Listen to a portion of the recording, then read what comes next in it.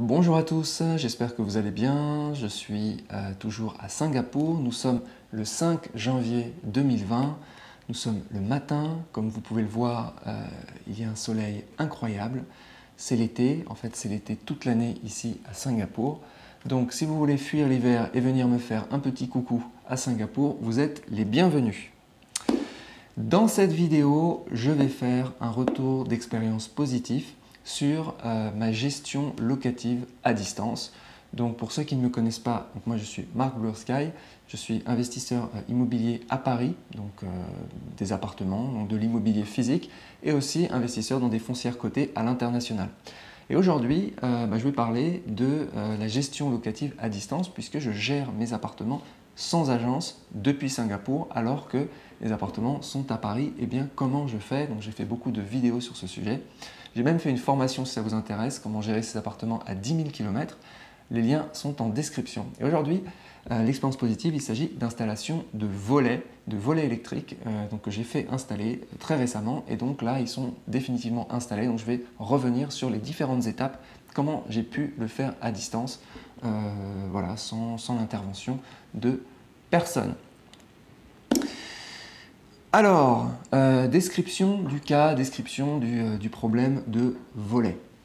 Alors, ah oui, j'ai oublié de dire, si l'objectif de l'investissement, de tout type d'investissement, pour moi, c'est la liberté, c'est de pouvoir avoir des investissements passifs, qu'on n'ait pas à se déplacer tout le temps, qu'on soit libre géographiquement comme je le suis aujourd'hui, libre d'être en vacances ou d'aller travailler à l'étranger sans avoir à se soucier, sans avoir à être physiquement présent, proche de ces investissements. C'est quelque chose d'important, mais c'est quelque chose aussi de difficile que je fais depuis une dizaine d'années.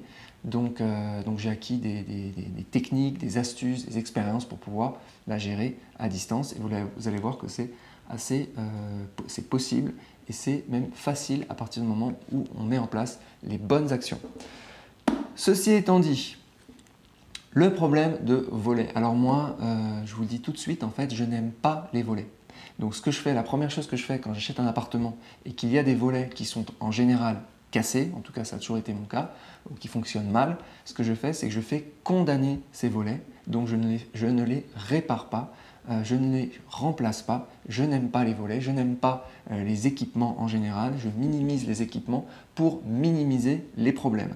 C'est une des astuces quand on gère à distance, c'est minimiser les problèmes, donc minimiser les équipements s'ils ne sont pas essentiels. Surtout des équipements électriques sujets à dysfonctionnement, donc voilà. Donc en général, je les fais condamner. Pourquoi il y a des volets en général? C'est le principal problème, c'est un problème d'obscurité, de luminosité. Les gens, les locataires, s'ils sont comme moi, et je les comprends parfaitement, on a des difficultés à dormir si on n'a pas une obscurité totale. Donc avec des volets, on obtient l'obscurité. Mais moi, ce que je fais, c'est que je fais remplacer les volets par des rideaux occultants et ça remplace, ça fait la même fonction, donc ça fonctionne très bien, des rideaux occultants, c'est ce que j'ai mis dans tous mes appartements et j'ai jamais eu de plainte. Sauf que si j'ai dû installer des volets dans cet appartement, c'est parce qu'il y avait une particularité, une configuration particulière qui fait que les rideaux ne suffisaient pas. Cette configuration particulière, c'est simplement que cet appartement a un jardin, une terrasse avec un jardin. Alors vous allez dire, il est dans le 15e arrondissement, près de Montparnasse, donc il est super classe, et il a un jardin. Vous allez me dire, bah ouais, c'est cool, et quel est le problème, quel est le lien entre volet et terrasse et jardin? Le problème, c'est que quand il fait très chaud, par exemple cet été, on m'a dit qu'à Paris, il faisait très très chaud, au-delà de 40 degrés, on veut ouvrir les fenêtres pour laisser passer un courant d'air. Jusque-là, pas de problème. Sachant que dans les appartements parisiens, les immeubles parisiens, on n'a pas d'air conditionné et quand on souhaite les faire installer, moi j'ai demandé à des syndics pour pouvoir installer des airs conditionnés, c'est systématiquement refusé parce qu'il y a un élément extérieur qui dénature la façade ou je ne sais pas quoi. En tout cas, ça n'a jamais été accepté pour moi. Donc, les pauvres locataires n'ont d'autre choix que d'ouvrir et de laisser passer un courant d'air. Ça fonctionne. Sauf que quand vous êtes la nuit et que vous ouvrez la fenêtre. Si vous êtes au 8e étage, bon, pas de problème. Vous allez peut-être avoir des moustiques qui vont rentrer, ok. Mais si vous êtes... Alors, cet appartement, il n'est pas en rez-de-chaussée, il est en 2e étage, mais il y a un jardin en 2e étage. Mais c'est équivalent, on va dire, à un rez-de-chaussée. Eh bien, qu'est-ce qui se passe? C'est que comme il y a des arbres et comme il y a tout un écosystème, eh bien, il y a des animaux qui peuvent rentrer. Des animaux où il peut y avoir aussi des problèmes de sécurité. Il peut y avoir des intrus qui montent un grillage et qui pénètrent dans le jardin et qui ensuite, la baie vitrée étant ouverte, ils peuvent rentrer à l'intérieur. Donc voilà, donc il y a des problèmes de sécurité, il y a des problèmes d'animaux. En plus, on m'a dit qu'avec les travaux du Grand Paris, il y a des rats, Paris est infesté de rats. Donc cet été, ça a été 40 degrés plus les rats, avec la mairie qui essaye d'ératiser Paris. Je veux dire, on n'est pas loin. Paris me semble être de plus en plus la jungle. Je me demande même s'il ne va pas y avoir le retour de la peste bubonique prochainement. Donc c'est vraiment une ville, c'est de pire en pire. Voilà, donc volet pour la sécurité, volet contre les animaux, ça permet d'ouvrir la fenêtre, de laisser les volets et d'avoir quand même un petit courant d'air pour ne pas suffoquer quand il fait 40 degrés à Paris, vu qu'il n'y a pas d'air conditionné. Ici à Singapour, tous les appartements, 100% des appartements ont l'air conditionné et il ne fait jamais 40 degrés à Singapour, il fait tout le temps autour de 30 degrés. Mais on ne sait pas vivre sans air conditionné. Ça montre quand même la différence entre la France, entre Paris et Singapour. Voilà, alors la technique maintenant pour pouvoir faire que ça se passe bien. Alors, je connaissais en fait une personne un artisan qui avait installé des volets chez une personne que je connaisse. Ça s'était bien passé, donc je l'ai contacté pour un devis. Donc contacter à distance, téléphone, WhatsApp. Ensuite, coordination, très important, coordination avec la locataire pour qu'elle puisse faire les visites de devis. Donc moi, ce que je voulais faire, j'ai contacté 3 artisans pour faire 3 devis.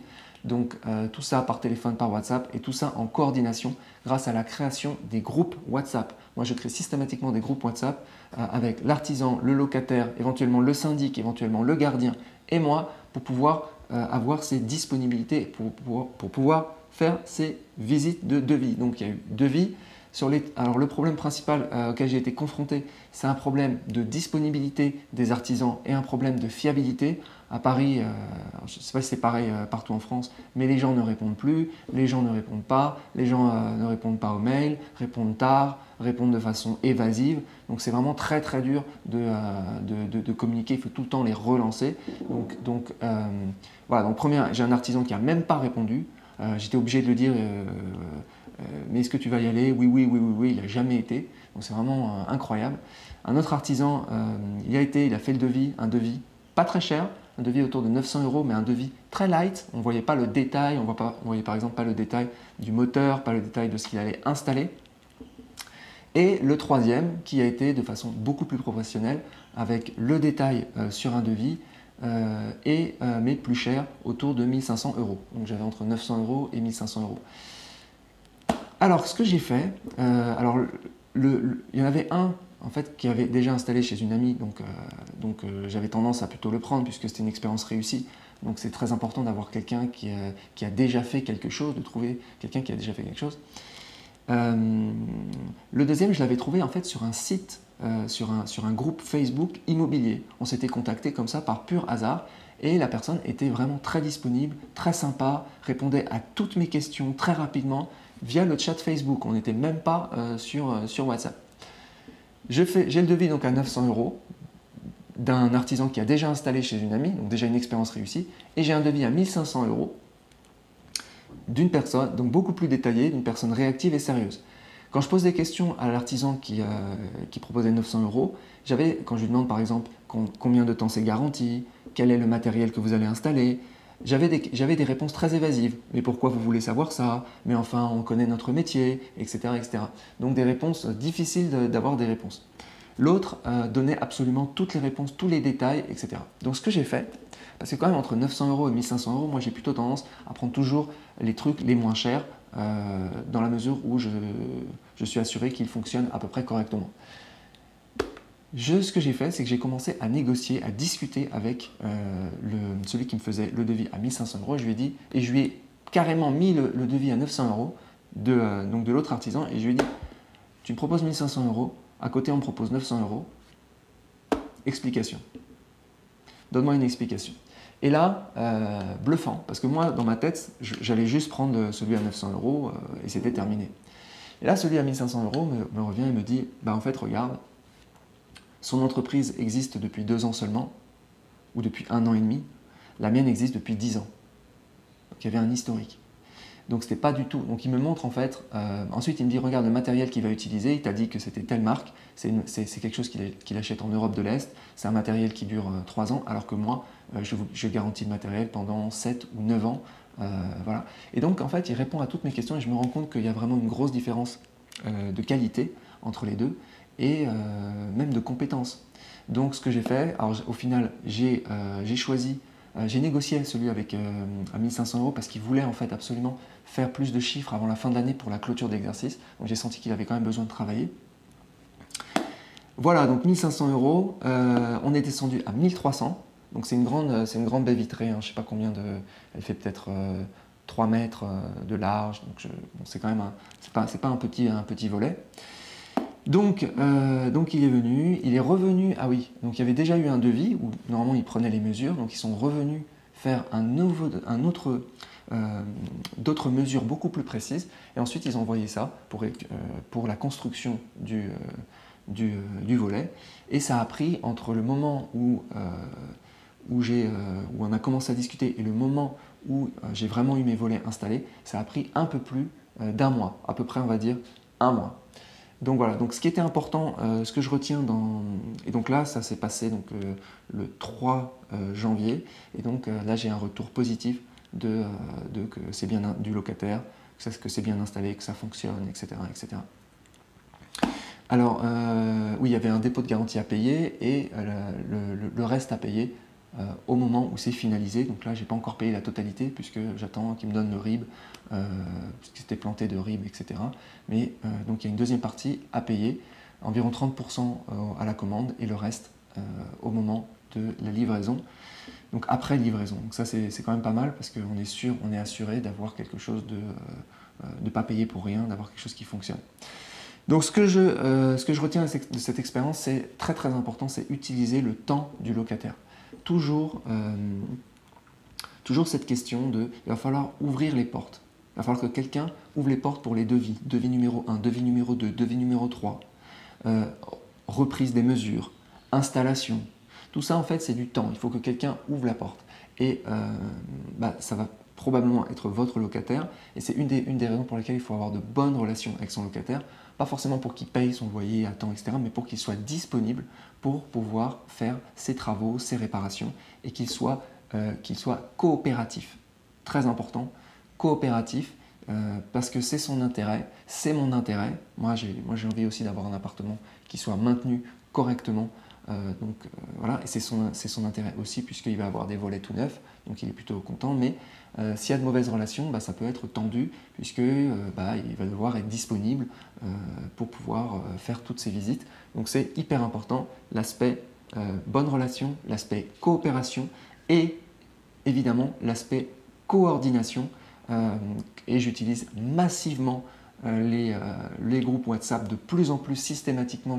C'est même un de mes critères quand je recrute un artisan pour faire telle ou telle réparation. Eh bien, il faut que la personne ait WhatsApp pour pouvoir communiquer en instantané, pour pouvoir communiquer en photo, communiquer en vidéo. C'est beaucoup plus efficace que les emails où l'email c'est vraiment asynchrone. On envoie l'email, puis des fois on attend 1 jour, 2 jours, 3 jours. Certains ne lisent pas les emails, ne répondent pas, etc. Donc là, on sait, en plus dans WhatsApp, on sait que la personne a lu le message puisqu'on a un accusé réception. Ça s'affiche, si vous avez un Android, ça s'affiche en bleu. Voilà, donc un retour d'expérience positive. Qu'est-ce que je voulais dire? Je vérifie que j'ai tout bien dit. Voilà. On a vu ça. La jungle à Paris, on a vu. L'absence d'air conditionné, les bonnes relations, la coopération, la coordination. Donc voilà, donc ça c'est hyper important. Alors pour ceux qui pensent que c'est difficile de gérer à distance, voire impossible, voire infaisable, voire risqué, etc., moi je leur dis non, c'est possible. Et si il y a toujours des alternatives, il y a toujours de la débrouillardise.